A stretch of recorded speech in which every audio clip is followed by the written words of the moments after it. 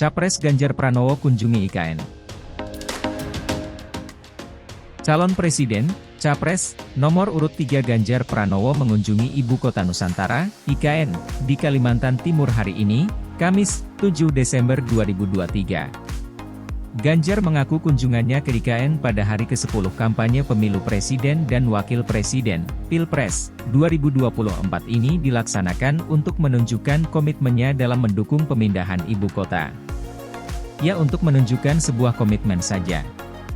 Saya orang yang konsisten tidak pernah bergeser atas pelaksanaan sebuah peraturan, jawab Ganjar kepada wartawan di IKN, Penajam Pasar, Kalimantan Timur, Kamis. Ganjar menyebut, IKN merupakan konsep yang telah disiapkan sejak zaman kepemimpinan Presiden pertama Republik Indonesia, Soekarno. Dan tentu saja IKN ini sebuah konsep yang disiapkan bahkan sejak zaman Bung Karno, di mana ada perencanaan untuk memindahkan ibu kota, dari presiden ke presiden belum berhasil dan hari ini sudah dimulai. Ia mengatakan akan melanjutkan pembangunan IKN agar berjalan sesuai rencana.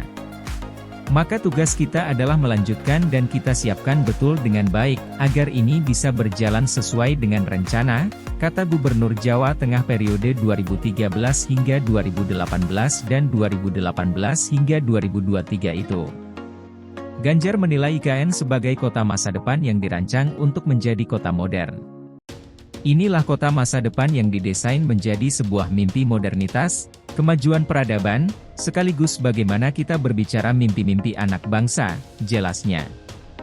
Ganjar belum bisa memperkirakan kapan IKN akan selesai dibangun, menurut dia pembangunan IKN harus memperhatikan sejumlah hal agar terencana dengan baik. Ia mengatakan akan melanjutkan pembangunan IKN agar berjalan sesuai rencana. Maka tugas kita adalah melanjutkan dan kita siapkan betul dengan baik, agar ini bisa berjalan sesuai dengan rencana, kata Gubernur Jawa Tengah periode 2013 hingga 2018 dan 2018 hingga 2023 itu. Ganjar menilai IKN sebagai kota masa depan yang dirancang untuk menjadi kota modern. Inilah kota masa depan yang didesain menjadi sebuah mimpi modernitas, kemajuan peradaban, sekaligus bagaimana kita berbicara mimpi-mimpi anak bangsa, jelasnya. Ganjar belum bisa memperkirakan kapan IKN akan selesai dibangun, menurut dia pembangunan IKN harus memperhatikan sejumlah hal agar terencana dengan baik. Ia pun memuji Presiden Joko Widodo atau Jokowi yang dikabarkan akan datang ke IKN setelah dirinya berkunjung hari ini, Kamis 7 Desember. Ya Pak Jokowi Presiden kok. Ini menjadi bagian dari apa yang akan dikerjakan, dituntaskan oleh beliau, terang Ganjar. Saya kira beliau seorang manajer juga yang sedang mengelola bangsa ini. Selalu melihat progres, report, laporan, dari pekerjaannya, saya kira bagus, pungkasnya. Sebagaimana telah diberitakan sebelumnya, pada hari ketiganya di Kalimantan Timur, Ganjar mengawali kegiatan dengan berkunjung ke Rumah Teknologi di Sepaku, Penajam Pasar Utara. Setelah itu, Ganjar berkunjung ke titik 0 IKN dan Menara Pandang IKN. Kemudian, pada siang hari hingga petang, Ganjar akan beranjak ke Balikpapan untuk berdialog dengan mahasiswa di hotel.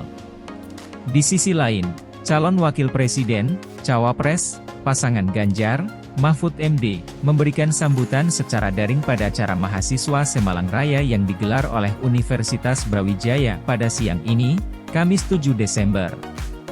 Selanjutnya, pasangan cawapres Ganjar itu akan bertolak ke Malaysia. Lelaki yang kini menjabat sebagai Menteri Koordinator Bidang Politik, Hukum, dan Keamanan, Menko Polhukam, itu akan menghadiri acara selawat dan istighosah kebangsaan di Jalan Tun Ismail, Kuala Lumpur, Malaysia.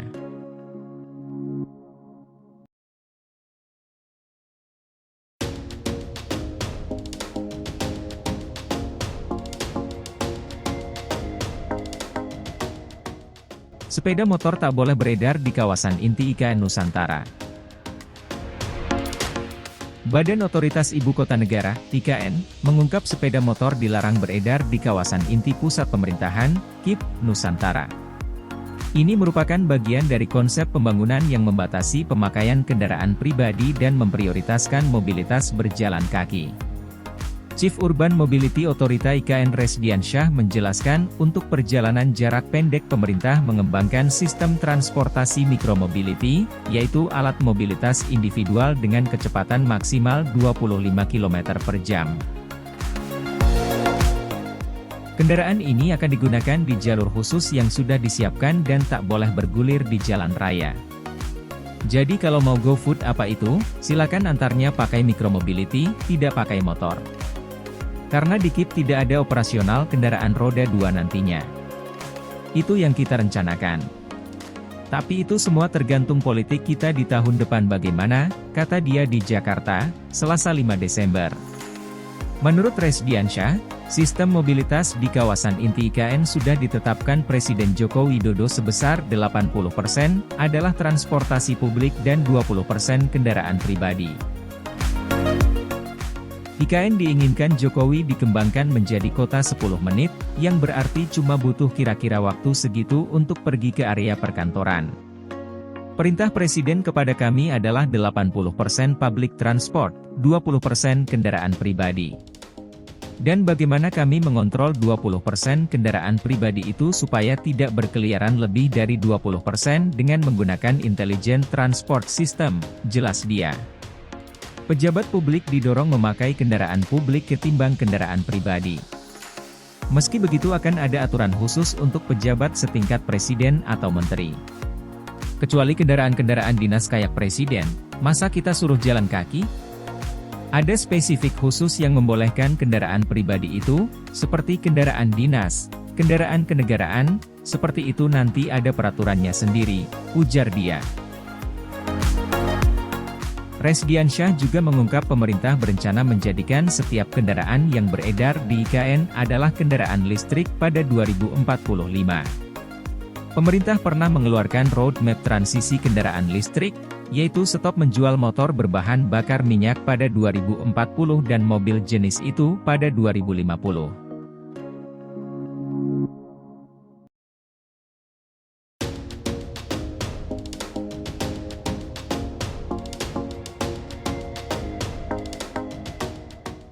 Bahlil ungkap banyak investor mulai ragukan IKN karena ada capres yang kritik. Menteri Investasi, Kepala Badan Koordinasi Penanaman Modal, BKPM, Bahlil Lahadalia mengatakan, banyak investor yang mulai meragukan pembangunan Ibu Kota Negara, IKN, Nusantara.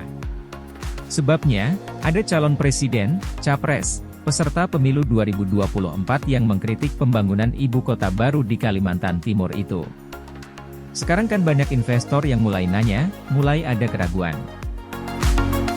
Karena ada beberapa capres yang menyampaikan visi dan misinya itu melahirkan keraguan bagi investor, kata Bahlil di acara peresmian Media Center Indonesia Maju di kawasan Menteng, Jakarta, Senin, 4 Desember 2023, dikutip dari Kompas TV. Bahlil tidak menyebut siapa sosok capres yang dia maksud. Namun, ia menegaskan bahwa proyek pembangunan IKN punya landasan hukum kuat berupa Undang-Undang Nomor 21 Tahun 2023 tentang IKN. Masa tiba-tiba mau bilang batalkan, ya kami harus mampu menjawab itu dengan baik, ujarnya. Menurut Bahlil, ketika UIKN dirumuskan, hampir semua fraksi partai politik di Dewan Perwakilan Rakyat, DPR, RI setuju. Dengan adanya undang-undang ini, kata dia, siapapun pimpinan pemerintahan ke depan, wajib untuk melanjutkan pembangunan IKN Nusantara. Tadi saya katakan bahwa IKN itu kan perintah undang-undang, dan itu sudah ada undang-undangnya. Dan dari semua partai yang ada, pendukung pemerintah, semua mendukung termasuk PKB, Partai Kebangkitan Bangsa. Itu satu, kata Bahlil.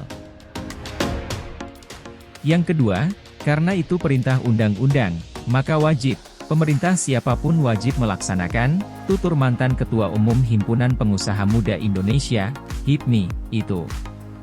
Bahlil mengeklaim, rencana pembangunan IKN telah melalui pertimbangan dan kajian panjang dengan melibatkan para ahli.